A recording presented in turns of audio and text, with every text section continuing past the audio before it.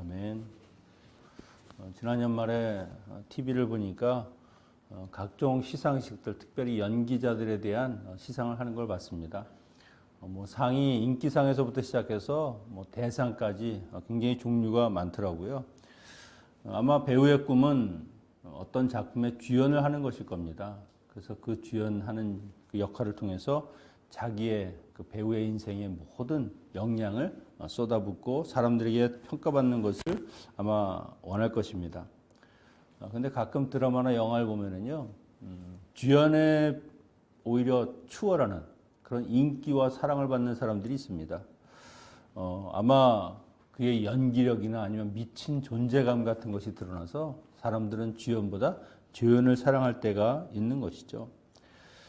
그런데 작품이 작가의 의도대로 그렇게 이루어지기 위해서는요, 사실은 주연이 빛나고 조연은 조용히 그 주연을 보좌하는, 오히려 더 받쳐주고 빛나는 그런 역할을 하는 것이 맞는 겁니다. 그래서 특별히 조연들은요, 자기가 맡은 역할, 자기가 정말 해야 되는 그 역할, 그 선을 지키는 것이 오히려 작품 전체에 보면은 그것이 좋은 영향을 미친다는 것이죠. 사람이 자기의 위치, 자기의 선, 나의 본분을 안다는 것이 얼마나 중요한지 모릅니다. 회사도 그렇고, 우리 교회도 그렇고, 또 가정도 그럴 것입니다. 그런 선들이 지켜질 때 그 공동체나 그 가정이 든든하게 설 수 있는 것이죠. 세례 요한은요, 복음서에서 그 주인공이신 예수님을 드러내고 돋보이는 아주 충실한 그런 조연의 역할을 감당한 사람입니다.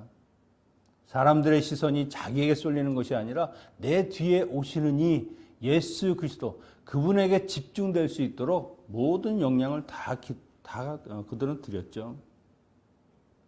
나는 주님의 종이고 나의 주인은 예수 그리스도이심을 알기 때문에 예수님은 드러나고 자신은 조용히 사라지는 길을 택했습니다. 앞에 본문에서 예수님이 하나님의 아들이라는 이야기를 했습니다. 이제 오늘 본문부터는 그 하나님의 아들이라는 증거를 오늘 세례 요한을 통해서 이야기하고요. 내일까지. 그리고 제자들의 입을 통해서 이야기하고 그 다음에는 예수 그리스도 본인 자신이 어떻게 말씀하시는가 하는 것을 이렇게 증언을 보여주고 있습니다.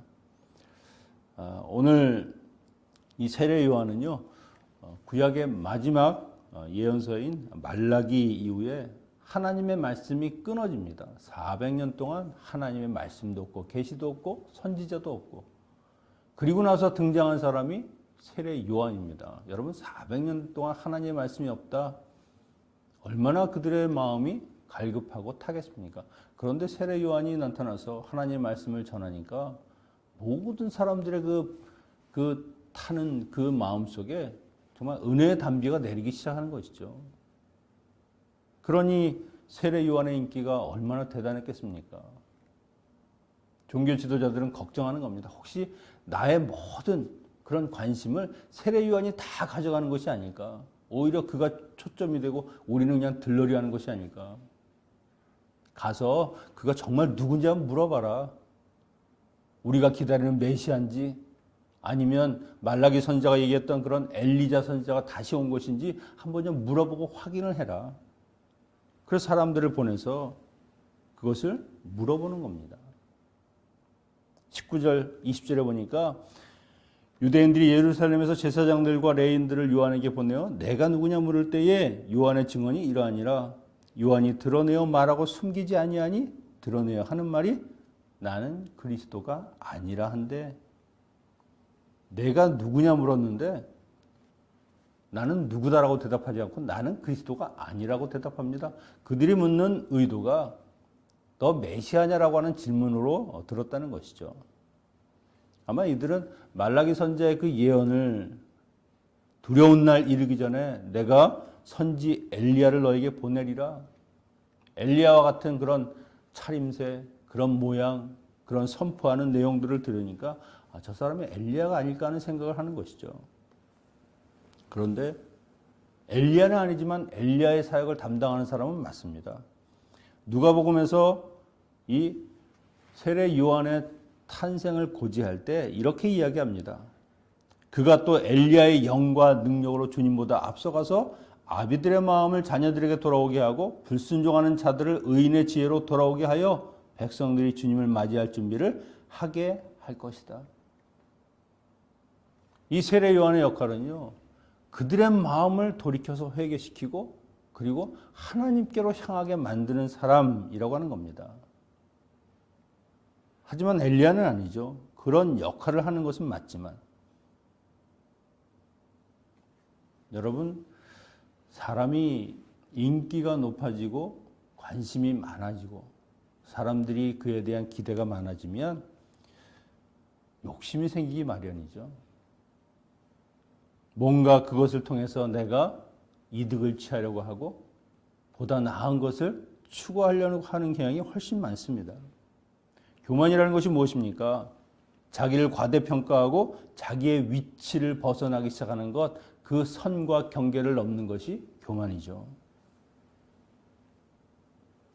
사단이 자기는 천사의 위치에 있는데 그것을 넘어서 하나님의 영역을 침범하려고 하니까 그것이 교만이고 죄라는 겁니다. 세례 요한 정도 됐으면 정말 수많은 백성들이 그를 바라보면서 그에게 나와서 세례를 받고 그가 하는 말씀 앞에 무릎 꿇고 그렇게 회개하는 모습을 보면 세례 요한이 무엇을 해도 그들은 그 말을 들을 것입니다. 오죽하면 헤롯이 정말 자기의 죄를 신랄하게 비판하는 그 세례 요한을 아무런 조치도 못합니다. 사람들의 인기가 있으니까 그를 손댔다가는 자기가 어떤 일을 당할지 모르는 것이죠. 돈과 명예를 얻을 수도 있는 것이고 부귀영화를 누릴 수도 있는 것이죠. 그런데 그는 그런 것에 전혀 관심이 없습니다. 마태복음 3장 4절에 나타난 그의 삶의 모습을 보면 요한은 낙타털 옷을 입고 허리에 가죽띠를 띠고 음식은 메뚜기와 석청이었더라. 일반 사람들과 완전히 다른 구별된 삶을 살았습니다. 오히려 남들에 비해서 더 없이 더 가난한 모습으로 옷도 남루하고 먹는 것도 이렇게 메뚜기와 석청, 일반 사람들이 잘 먹지 않는 음식을 먹는 것과 같이 오직 하나님인 예수 그리스도 그분을 전하는 그 일에 집중했다는 것이죠.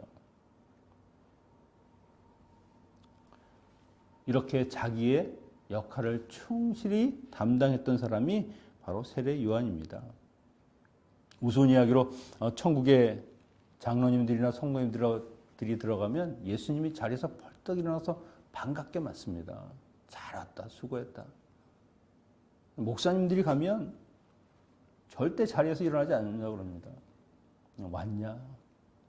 그래서 왜 그러십니까? 물어봤더니 저 친구들은 틈만 나면 내 자리에 앉으려고 하고 한 번 앉으면 절대 일어나지 않는다는 겁니다. 특별히 교회 지도자라고 하는 사람들이 사람의 인기와 사람의 기대를 한 몸에 받을 때 그것을 통해서 권력과 돈과 부귀를 추구하고 안락한 삶을 원한다고 하면 그것은 안 될 일이죠. 아마 세례 요한이 보면 통탄할 일입니다.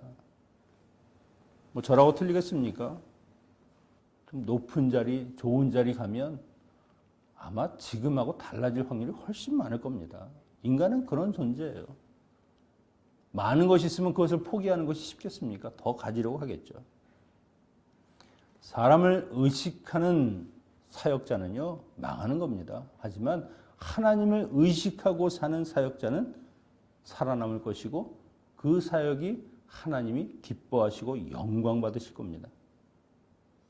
여러분 분명히 우리의 삶에서도 자기가 처한 위치가 있죠. 남편과 아내, 상사와 또 거기에 직원이 있고 부모가 있으면 자녀가 있을 것이고 자기가 맡은 본분을 다 한다고 하면 그 주변은 평안할 것입니다.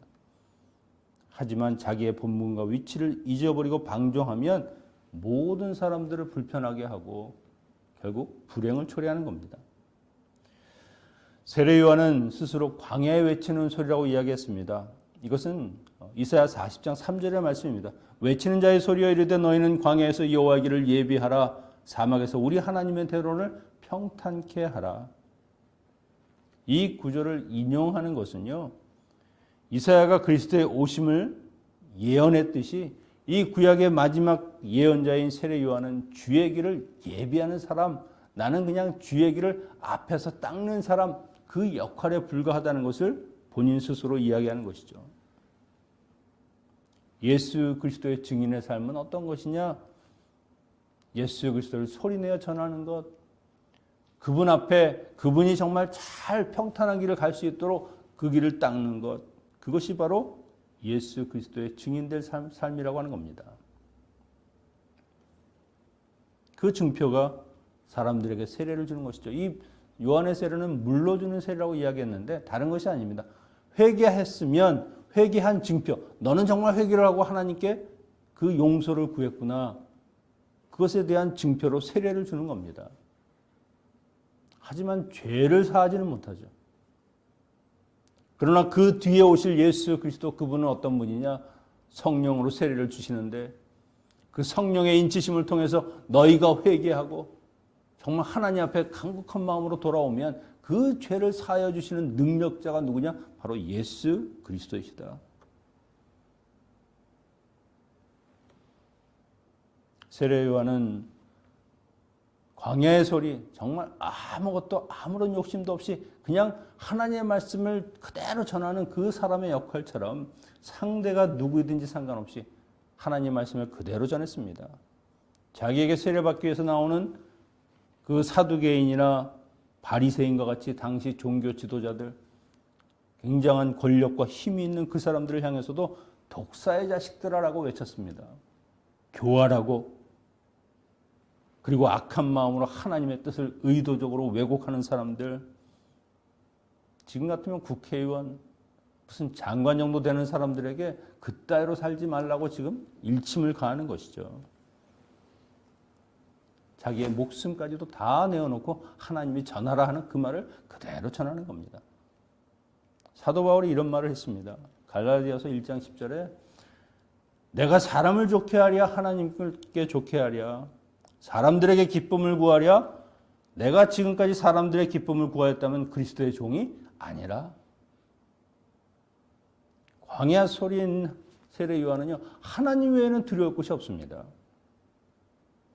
사람보다 하나님을 기쁘게 하기 원하고 자기 뒤에 오실 예수 그리스도를 기쁘게 하는 것을 원했지, 오히려 그가 두려워한 것은 무엇입니까? 하나님이 전하라는 그 말씀을 그대로 전하지 않아서 하나님의 진노를 사는 것, 그분의 기쁨이 아니라 그분의 길을 방해하는 것, 그것을 훨씬 더 고통스럽게 생각했다는 겁니다. 그들은 묻습니다. 그러면 내가 무슨 권한으로 세례를 주느냐? 그들은 메시아 정도 돼야 세례를 줄 수 있다고 생각한 겁니다.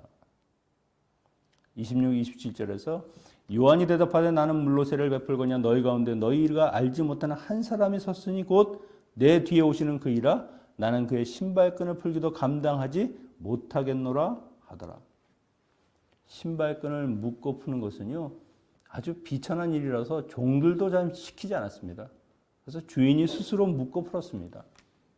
지금 요한은 자신에 비하면 그리스도라는 분, 그분이 이루실 일들은 감히 비교, 아니 아예 상상조차 할 수 없는 그런 위대한 일이라고 하는 것을 강조하는 것이죠. 요한이 겸손하구나. 겸손한 게 아닙니다. 그냥 인정하는 겁니다. 그분에 대해서 아닌가? 어찌 인간이 하나님에 대해서 비교할 수 있고 그분과 사역을 논할 수 있겠습니까? 그리스도가 하는 일은 우리가 측량할 수 없는 놀라운 일이다. 요한은 물로 세례를 베풀어서 그들의 회개하는 그 마음을 내가 정말로 회개했구나 인정하면 예수 그리스도께 오셔서 성령으로 그들을 인치시면서 모든 그들의 죄를 사하기 위해서 십자가를 지시고 결국 그 죄를 해결해 주시는 참된 메시아라고 하는 것을 말씀하고 있는 것이죠. 사람이 이렇게 자기를 인정하고 고백할 수 있는 것, 하나님 앞에서 나의 사역이 무엇이고 내 정체성이 무엇인가를 확실하게 알기 때문입니다. 세례 요한의 삶은요, 예수 그리스도와 떼어서 생각할 수 없죠. 세례 요한에게서 만약에 예수 그리스도를 떼면 무엇이 남습니까? 그는 아무것도 하는 것이 없다. 이 세상에 살다 그냥 가는 겁니다.